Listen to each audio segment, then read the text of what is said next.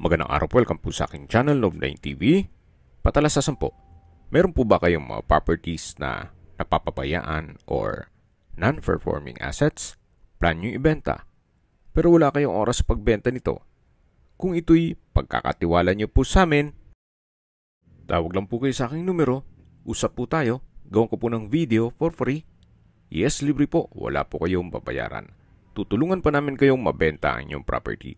Kami na po bala sa marketing, sa boosting or paid ads. Even sa tripping, hindi na po kayo mapapagod sa pag-entertain ng mga buyers. Kami na po bala sa lahat. Tawag lang po kayo.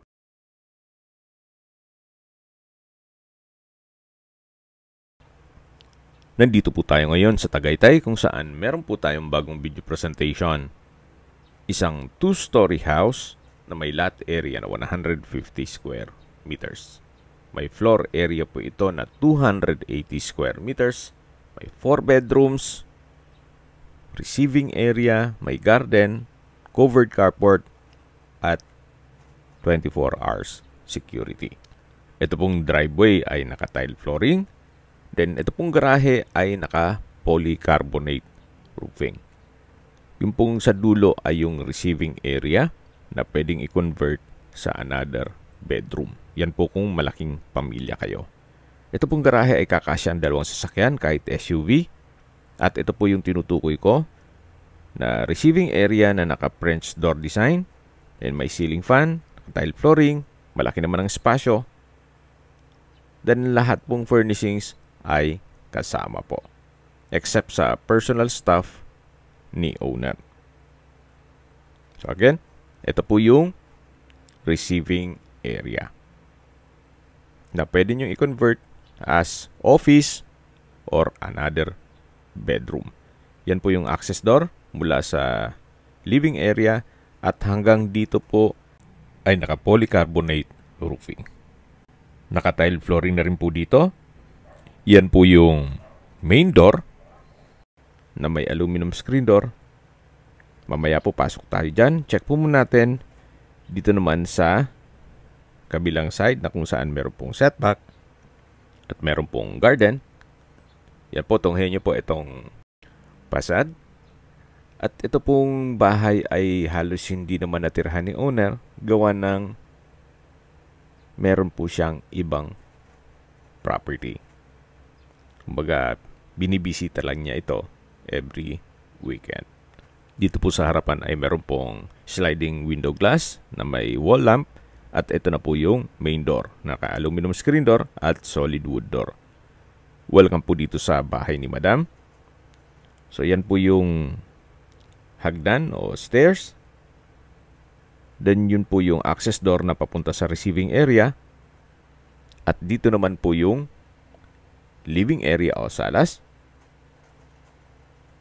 Na meron pong customized glass window o window glass na may blinds, then may modern chandelier, at meron na rin pong split type aircon.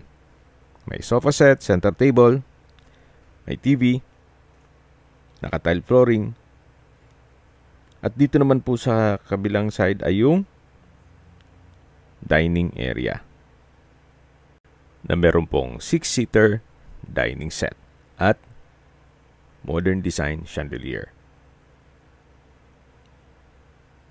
High ceiling din po siya at maayos po ang pagkapalitada ng ceiling at wall. Napakalinis po, napakaliwalas. Then mula naman po dito sa may dining area, ito naman po yung formal kitchen. May gas range, range hood, wall-mounted kitchen cabinet, then kitchen countertop, storage ng kitchen utensils, kitchen window with security grill, at stainless sink with faucet. Yan po ulit yung dining area. At matatanong naman natin yung first bedroom. Mamaya po check natin yan. Dito na po muna tayo sa common toilet and bath. Check po natin. Ito naman po yung naka-PVC door.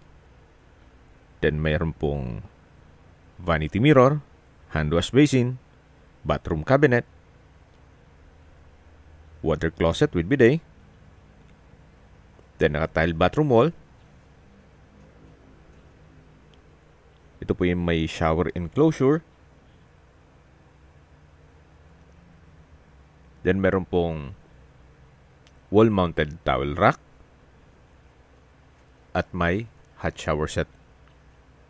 Then overhead shower. Po yung common toilet and bath dito sa ground floor.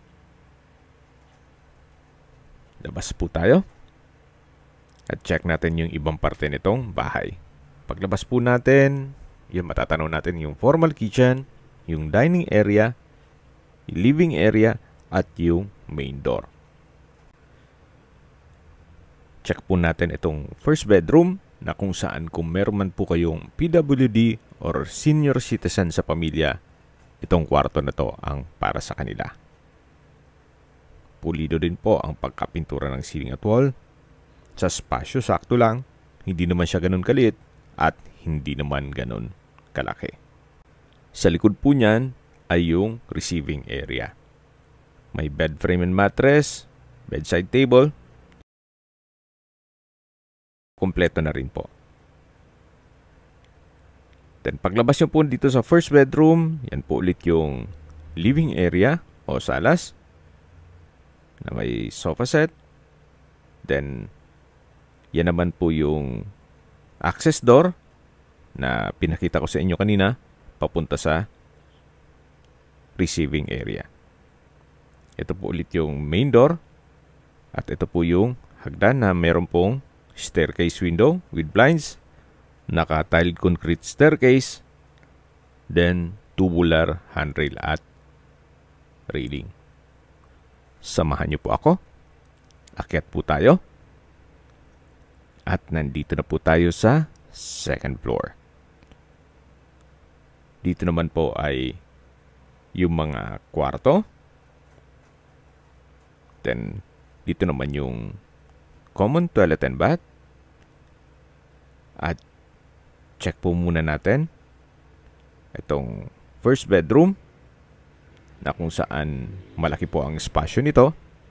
Meron pong sliding glass windows with blinds at security grill.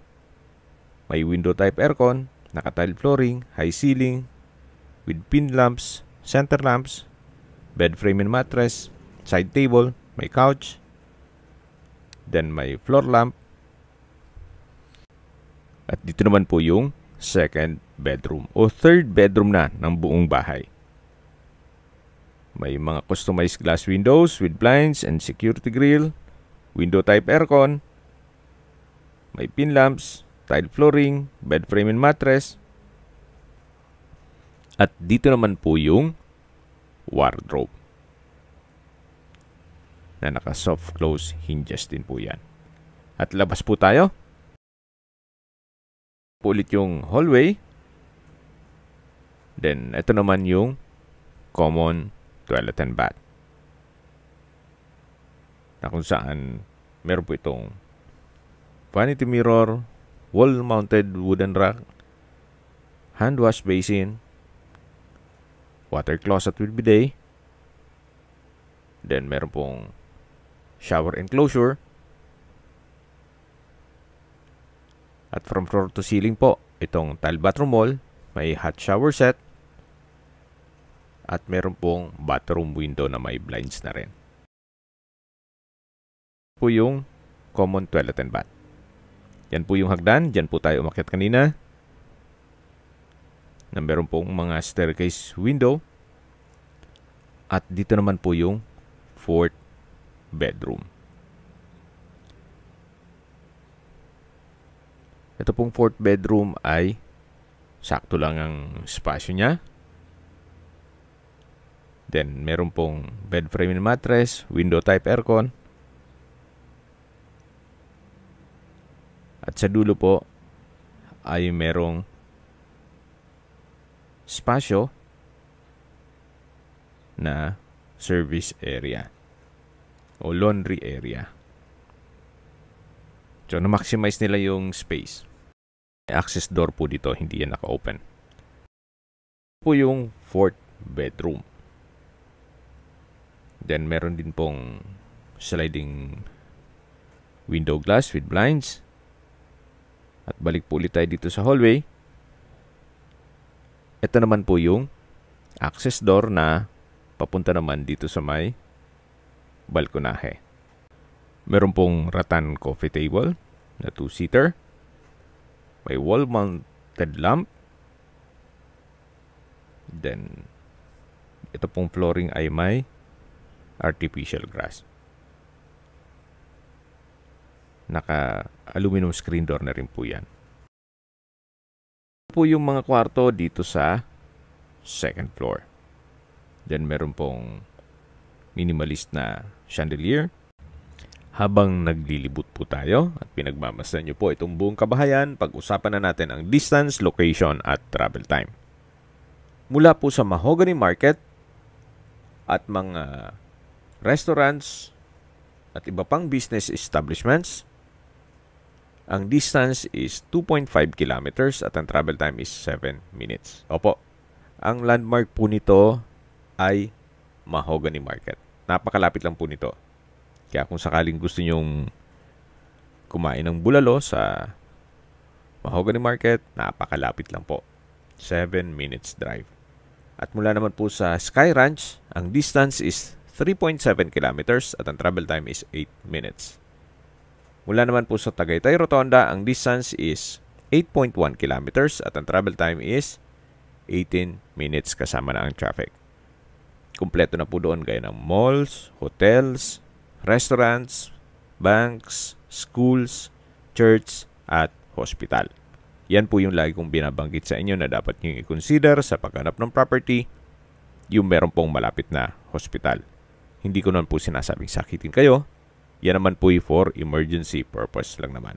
At mula naman po sa Calax Aguinaldo exit, ang distance is 19.1 kilometers at ang travel time is 45 minutes. Ang Calax po ay connecting South Luzon Expressway, Skyway, all the way to North Luzon Expressway at ibang parte ng Metro Manila. Mula naman po sa Manila o sa airport, ang distance is 59.3 kilometers at ang travel time is 1 hour and 45 minutes. Okay, sa presyo na po tayo.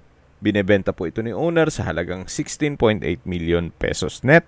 Ibig pong sabihin, si buyer na po ang sasagot sa lahat ng taxes at expenses with regard to documentation.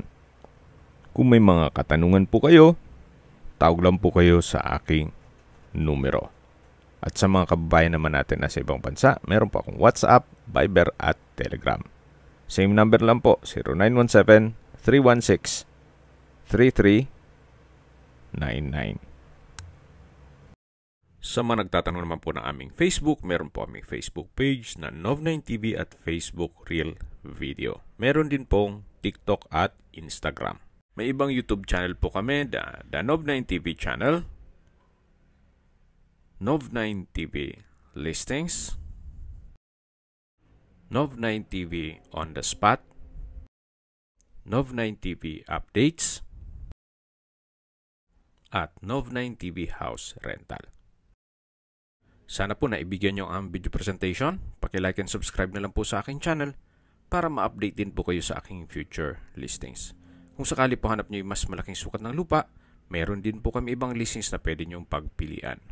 Huwag po kayong mag-atubiling tumawag sa amin. Then, let us know your budget para malaman namin kung anong property pwede naming ilog sa inyo. Sa lahat pong viewers, subscriber at nagtiwala po sa amin, salamat po sa suporta. Ingat po kayo lagi at yung pamilya. Maraming salamat po.